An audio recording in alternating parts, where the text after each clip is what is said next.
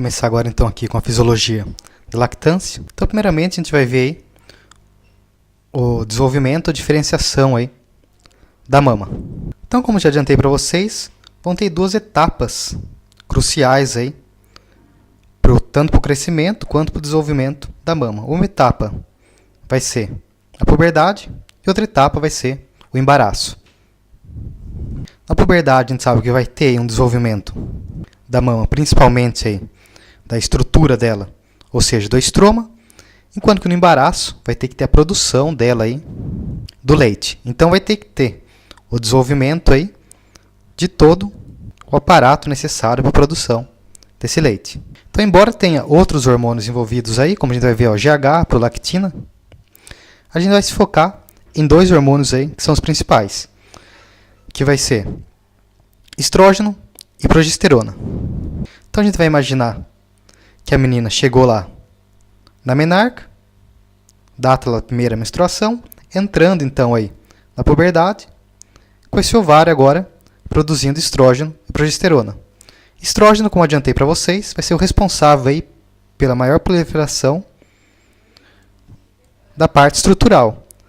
Coloquei aqui então, estimula principalmente aí os condutos, que faz parte aí do estroma.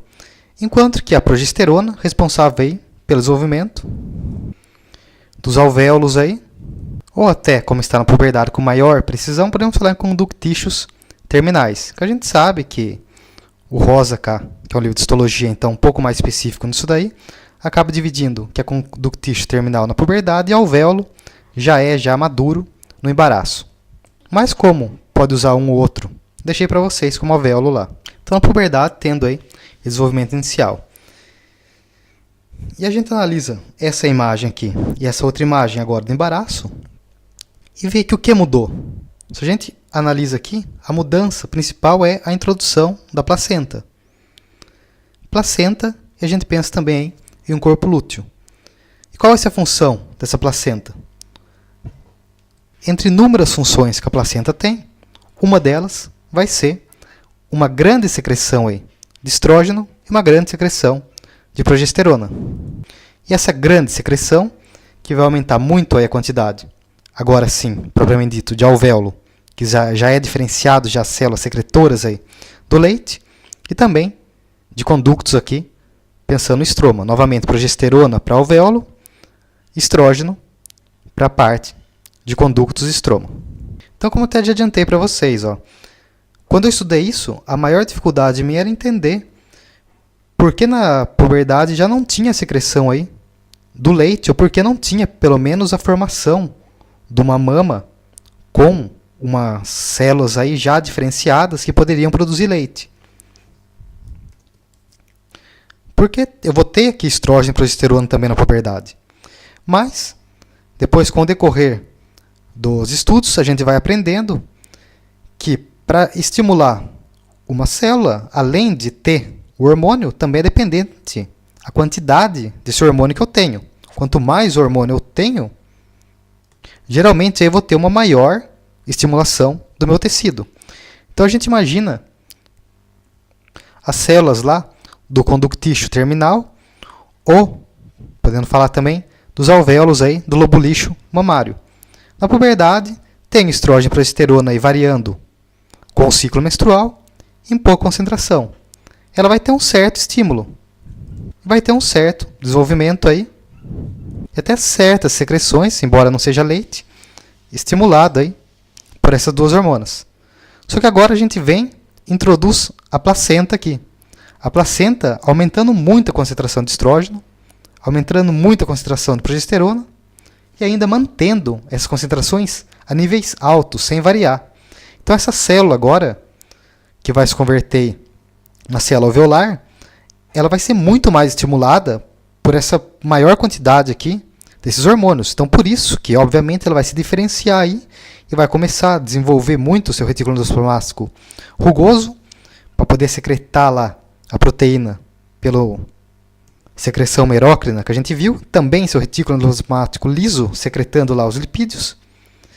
Também as células plasmáticas lá, que a gente estudou, sensíveis a essa variação, produzindo lá a hemoglobina A, que também vai ser secretada, aí, principal anticorpo do leite. Então é óbvio que com a placenta aqui, ó, eu tenho um aumento gigante aí dessa quantidade e também esses hormônios ficam, além de uma alta quantidade, de uma alta concentração aí, em quantidades agora que não vão ficar variando com o ciclo, e sim fixa aí, alta quantidade e fixa ao decorrer do tempo. Então na puberdade a gente vai falar que vai predominar o estroma sobre o parênquima e no embaraço, obviamente, o parênquima aí sobre o estroma. Então assim que desenvolve a mama na puberdade, é assim que ocorre a ativação da mama para a secreção do leite no embaraço. E agora também vou dar outra informação para vocês que tem muita mistura, que é o termo secreção e ejeção. Secreção do leite é quando as células produzem o leite. Como eu falei, o retículo endoplasmático rugoso fazendo a proteína, o retículo endoplasmático liso fazendo os ácidos graxos, os lípidos, formando então essa secreção que é o leite. Já a ejeção ou expulsão do leite é um outro fenômeno, que quando eu falei para vocês lá que tinha células miopiteliais, eu vou lá, estimulo essas células miopiteliais, ela contrai e eu tenho expulsão do leite. E por que eu estou falando isso? Porque vão ter dois hormônios aí relacionados a essas diferentes coisas. Como que eu vou mostrar para vocês depois com mais detalhes. É que agora eu quero falar para vocês que a secreção do leite é controlada principalmente por uma hormona que chama prolactina. Como vocês veem aqui, ó, prolactina, então, ela aí vai principalmente, a ação dela, secreção do leite, embora também está relacionada com o desenvolvimento da mama. Só mais um dado que eu dou para vocês aí, um parênteses, que geralmente as hormonas ou qualquer substância não estão relacionadas com uma coisa somente no organismo, e sim com várias funções. Cada vez vai descobrindo mais funções. O que acaba ficando até difícil o estudo, por isso a gente tem que focar nas principais funções aí. Então agora fecha parênteses aí. Então saber que a principal função aí da prolactina é a secreção do leite. Eu me perguntava também, e se eu tenho a produção de prolactina na gravidez, obviamente, por que eu não tenho a secreção desse leite? Porque quando eu tenho uma alta concentração de estrógeno, alta concentração de progesterona, principalmente dado aqui pela placenta, como eu mostrei para vocês várias vezes, essa alta concentração desses dois hormônios inibe o efeito da prolactina. Então, por mais que a prolactina está lá, esses dois hormônios inibem o seu efeito. Como a gente vê nesse gráfico aqui, ó, semanas desde o parto. Se o parto é 0, óbvio que está menos aqui, é negativo. Então, são 4 semanas antes do parto. E é só no parto que se perde a placenta. Então, a gente vê aqui, ó, o nível de estrógeno em azul, progesterona em preto e de prolactina, todos são altos aqui, ó. Porém, a gente vê aqui, ó, que por mais que eu tenha a prolactina, e a prolactina é aí a hormona da secreção do leite, o estrógeno e a progesterona acaba tendo um efeito aí na mama de inibir a secreção do leite, ou seja, inibindo aí o efeito da prolactina. Então, mais uma vez aqui, ó, efeitos inibidores do estrógeno e progesterona sobre a mama. Então, tenho prolactina sim, mas a mama está inibida aí por esses dois hormônios. E o que ocorre? Quando tem o parto, eu perco a placenta. Se eu perco a placenta, o que acontece com a concentração de estrógeno e progesterona? Obviamente que vai cair. Como eu falei para vocês, ó, era a placenta que dava muito aí a concentração de estrógeno e progesterona. Se eu perdi agora essa placenta, o que vai acontecer? Cai muita concentração de estrógeno e progesterona, como mostrado aqui no gráfico. Então, se cai o efeito inibitório desses dois hormônios, obviamente que agora a prolactina aqui, que vai estar em concentração alta e vai ter esse efeito aqui de oleadas que eu vou falar para vocês, pode aí estimular a secreção do leite pela glândula mamária. E quero que vocês guardem essa regra aí, que é sempre útil. Quando eu tenho uma inibição da inibição, o efeito é positivo.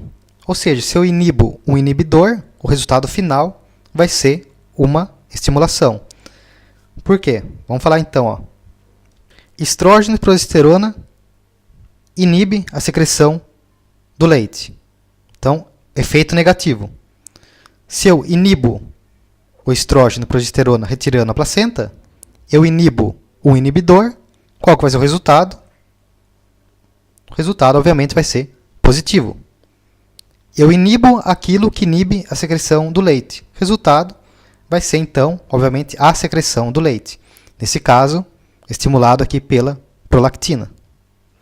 Então a gente imagina como se o estrógeno e a progesterona fosse o escudo aí, que não deixa a prolactina atuar. Por mais que ela está lá, ela não atua. Tiro eles, tiro esse escudo, a prolactina atua e vai ter então agora secreção do leite. Então fiz até um resuminho aqui com os números, ó, que vocês vão ver. Então, embaraço. Coloco a placenta, aumenta a quantidade de estrógeno e progesterona. O 2 aqui, o estrógeno, vai aumentar os conductos, aumentar ramificações e vai causar o efeito inibitório de secreção do leite. Progesterona, que como 2, aumenta a quantidade de alvéolo, aumenta as características secretoras e diminuição da secreção do leite para efeito inibitório. 3. Com o parto, retiro a placenta, então vai baixar o estrógeno e a progesterona. Como eu falei para vocês, tira o escudo lá da prolactina. 4, prolactina induz, então, secreção do leite. E o 5 é o último efeito aí, que vai ser um reflexo. Toda vez que o bebê succiona o pezão, a gente sabe que tem aquele reflexo lá de sucção, ele chega perto do pezão, começa a succionar, vou ter a famosa oleada de prolactina. Ou seja, a adenopófise vai liberar aí prolactina. Cada vez que succiona, libera então prolactina. Como a gente vê aqui, ó, prolactina tendo vários picos aí, toda vez que tem aí sucção. E essa aumentação da prolactina é através do quê? Da inibição do fator inibidor de prolactina. A gente no hipotálamo sabe que o controle da prolactina é através de um controle negativo, ou seja, eu tenho aqui nos núcleos ventrais do hipotálamo o fator inibidor de prolactina. Se é fator inibidor de prolactina, é obviamente que ele vem aqui pelo sistema porta e ele inibe a produção de prolactina.